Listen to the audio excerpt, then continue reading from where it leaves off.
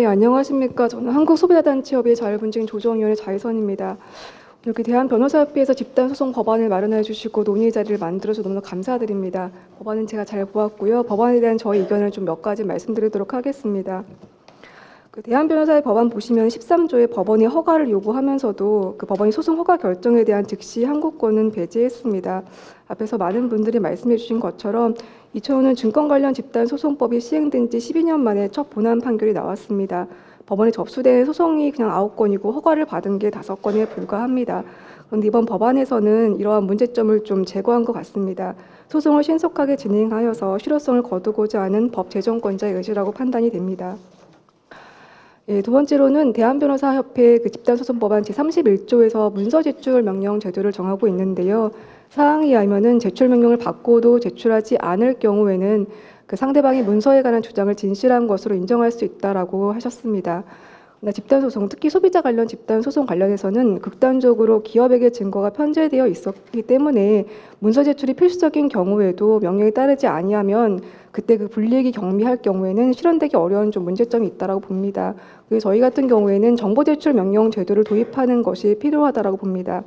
대상에서도 문서만이 아니라 그 범위를 정보까지 확대시키고 정보가 제공된 형태에 그 제한을 두지 않으면은 그 정보공개 명령제에 불용할 경우에 그 주장 사실이 바로 증명된 것으로 볼 수 있도록 하는 게 필요하다고 봅니다. 그 소비자 단체 협의회에서도 지금 소비자 집단 소송 법안을 지금 마련해 두고 있는데요. 저희는 소비자 기본법에 도입하는 방식을 취하고 있습니다.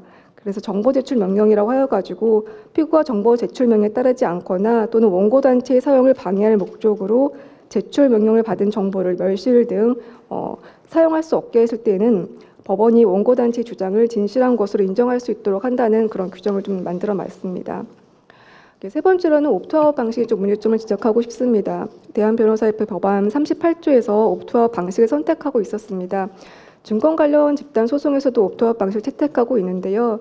증권 관련 집단 소송의 경우에는 분식회계, 주가 조작, 미공개 정보 이용 등 대부분 고의적인 부정행위만이 대상이 됩니다. 그래서 이것들에 대해서 일괄 구제를 하더라도 사회적 저항이 약하다는 평가를 받고 있습니다.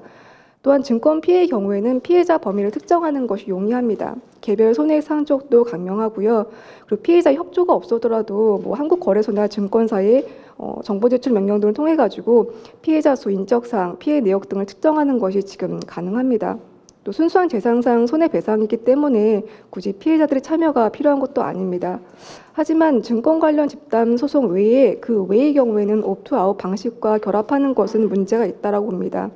피해자 협조 없이는 피해 내역 확인도 어렵고 피해 산정도 어렵기 때문에 적어도 소송에 참여하려는 의지는 필요한 것으로 보입니다. 그래서 이러한 방식들에 대해서 좀 다시 한번 검토해 주시길 바라는 마음이 있고요. 네 번째로는 소송 비용 개선의 그런 문제입니다. 사실 민사소송 같은 경우는 패소자 부담 원칙에 따라 가지고 집단 소송의 경우에 소송의 승패에 따라서 패소자에게 너무 가혹한 부담이 지어질 위험이 있습니다.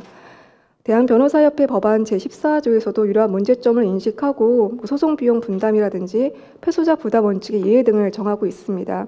하지만 여기서 더 나아가서 일정한 요건에 해당하는 경우에는 소송 비용을 지원할 수 있는 그런 고려도 필요하다고 봅니다. 소비자 단체 협의회 법안에서도 보시면은 국가의 예산 범위 안에서 소송 비용의 전부 또는 일부를 지원할 수 있도록 하고 지원에 관한 구체적인 사항은 대통령령으로 정한다라고 마련하였습니다. 공익적이고 의미 있는 소송 같은 경우에는 국가의 지원 아래 소비자들이 그리고 피해자들이 배상을 받을 수 있는 것들을 좀 마련해 주는 것이 필요하다고 봅니다. 다섯 번째로는 징벌적 손해배상조에도 도입을 좀 고려해 주셨으면 하는 마음으로 적어봤는데요. 사실 소비자 사건이 판례로 나온 예는 찾아보기 어렵습니다. 소비자가 소송을 제기하기도 어렵지만은 소송을 제기하더라도 판결문이 나오기까지가 어렵기 때문입니다. 일반적으로 소비자 분쟁의 특성으로 소액 다수의 피해를 말합니다. 그렇지만 징벌적 손해배상 제도가 함께 도입된다라면은 더 이상 소비자 문제는 소액 사건이 아닐 수 있기 때문에 소송이 적극적으로 제기될 수 있도록 할 것이라고 봅니다. 한국소비자단체협의회 법안에서도 보시면은 피고의 고의 또는 중대한 과실로 인하거나 피고의 반복적인 위법 행위로 인해서 생명, 신체, 재산의 손해가 발생되는 경우에는 손해액의 3배를 넘지 않는 범위에서 손해배상 범위를 좀 정할 수 있다라고 했는데요. 저는 소협에서는 정말 가장 완화된 정도의 징벌배상 제도를 지금 마련해 두고 있습니다. 이러한 내용도 좀 검토해 주시기를 부탁드립니다. 저는 소비자 단체 협의에 있으면서 성정 당사자 제도와 공동 소송 제도를 이용해 가지고 소비자 소송을 직접 수행한 적이 있었습니다. 그래서 제가 얼마나 이 소송을 진행하면서 힘든지를 제가 알고 있기 때문에 현재 지금 소비자 단체 협의회 내에서도 법안을 마련하고 이 법안이 통과되기 위해서 굉장히 노력을 하고 있습니다.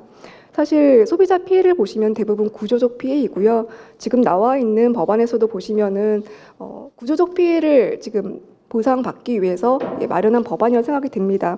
사실 사업자, 소비자 간의 그 힘의 불균형을 현저하고요. 그렇기 때문에 뭐 상호 교섭을 통한 분쟁 해결이라는 거는 그냥 이름뿐인 것 같습니다. 결국에는 소비자는 보상 체계에 의존하게 되기 때문에 이번 집단 소송 법안을 마련하여 주셔가지고 이것들이 꼭 통과됐으면 하는 바람입니다.